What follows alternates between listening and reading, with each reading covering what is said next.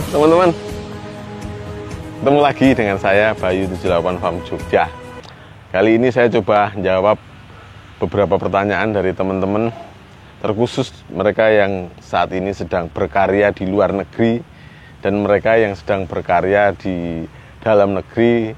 Suatu saat nanti pengen ternak kambing domba itu apa sih langkahnya gitu. Nah, gini teman-teman, tapi mohon maaf ya, mohon maaf. Ini saya mau kasih uraian tapi versi 78 Farm Jogja ya. Mungkin beda dengan teman-teman YouTuber yang lain ya. Nah, ini versi kami teman-teman. Ini versi kami. Nah, bagaimana sih caranya mempersiapkan diri untuk ternak kambing domba? Nah, yang pertama, jangan terpancing emosinya, jangan terpancing emosi untuk membangkitkan ambisi. Jangan. Karena biasanya yang kerja di luar negeri atau sekarang yang kerja di kota-kota metropolitan biasanya pengen sesegera mungkin buka farm. Terus pengen sesegera mungkin nanti menghasilkan. Nah, ini yang perlu benar-benar remnya kuat. Nah, rem kuat ini nanti yang bisa menyelamatkan kedepannya. Nah, cara pertama, jangan terlalu berambisi. Yang kedua, siapkan semuanya jauh-jauh hari. Dari lumbung pakannya, dari ilmunya itu. Ilmunya dulu, lumbung pakannya itu disiapkan dulu. Dengan cara ya sewa, kalau ada rezeki ya beli lahan yang murah, yang ada airnya gitu. Nah, kemudian diolahlah jadi lumbung pakan. Ketika sudah diolah jadi lumbung pakan, nanti pergerakan berikutnya baru kandang, terus baru ngisi.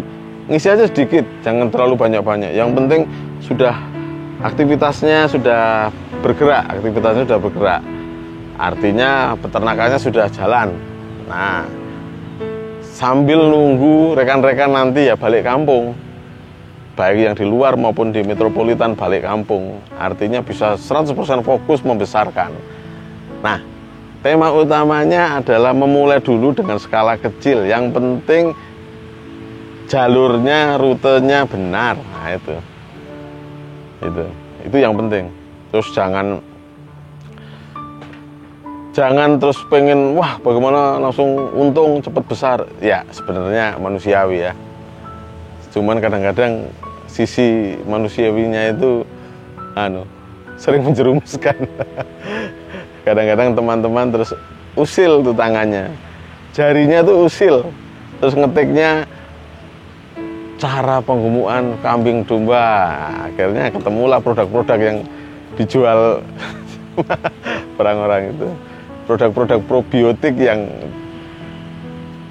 disulap seperti obat dari surga. Enggak teman-teman, yang benar itu siapin ilmunya, manajemennya mulai ditata komplit, siapkan lumbung pakannya. Itu memulai nyiapin ilmunya pun tidak mudah ya. Teman-teman harus memang rela berkorban ya, minimal rela menyediakan kuota internet gitu. Nah, itu untuk belajar terus. Atau kalau memang suatu saat sudah bisa pulang, bisa main silaturahmi ke farm-farm gitu, atau mungkin ikut pelatihan segala macam, monggo silakan. Nah, ilmunya didapat dulu, ilmu benernya didapat dulu, terus pelan-pelan bangun lumbung pakan. Lumbung pakan itu fungsinya supaya pengeluaran teman-teman nanti tidak besar. Karena 70% pengeluaran di farm itu berasal dari pakan. Kalau teman-teman sudah bisa membangun lumbung pakan, maka pengeluarannya tidak besar. Nah, apalagi membangun lumbung pakan plus kreatif, ya tanam tanaman produktif, income-nya akan banyak. Nah, itu yang perlu dilakukan. Tapi ingat, ini versi kami. Tapi monggo silakan dilogika. Iya, bener gak ya? Kan gitu-gitu, ya kan? Silakan dilogika.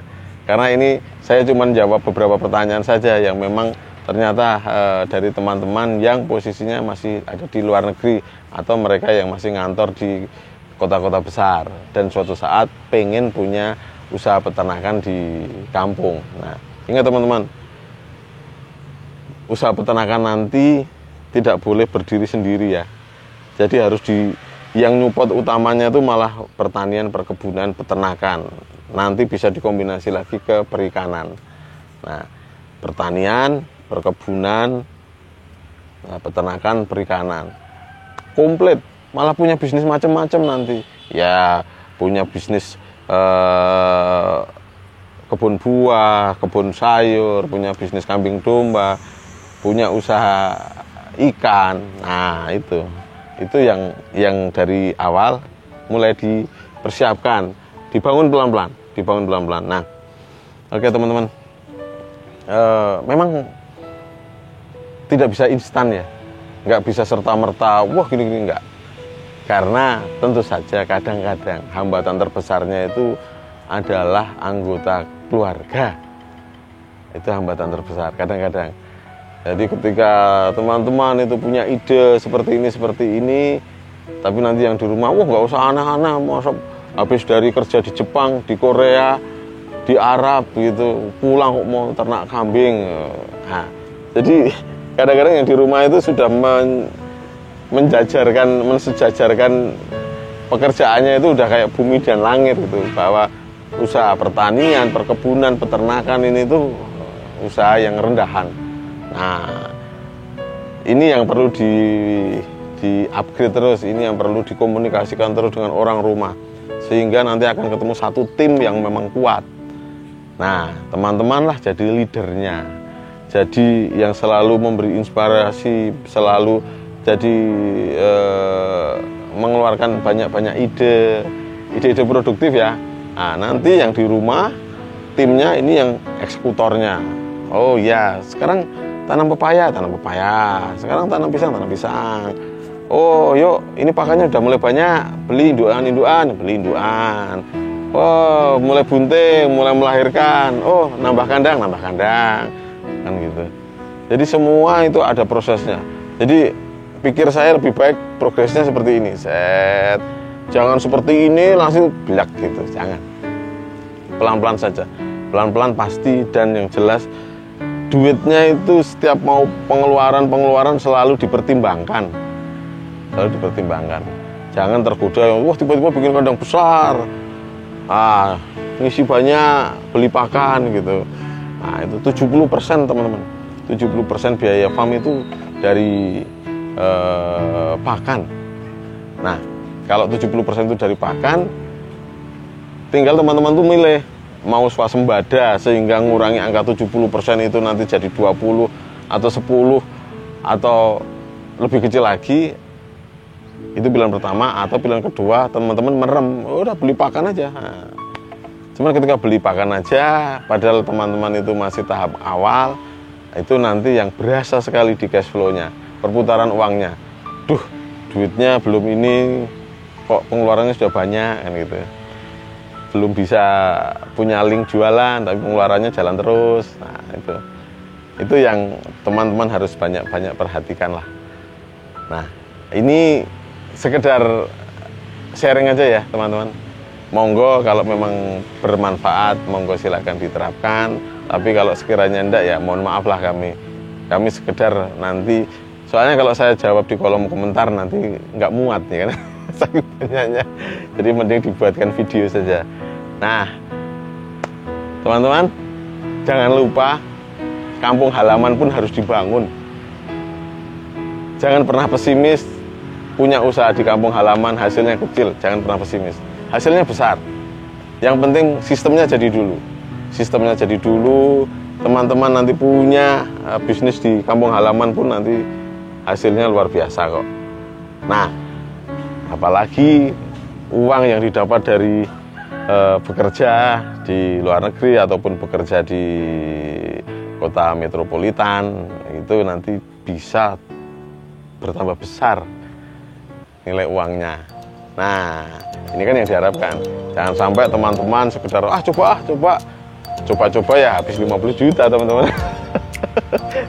ada yang lebih kan, sayang kerja sekian bulan, sekian tahun di luar atau di metropolitan, duitnya ludes seketika karena konsep usahanya salah.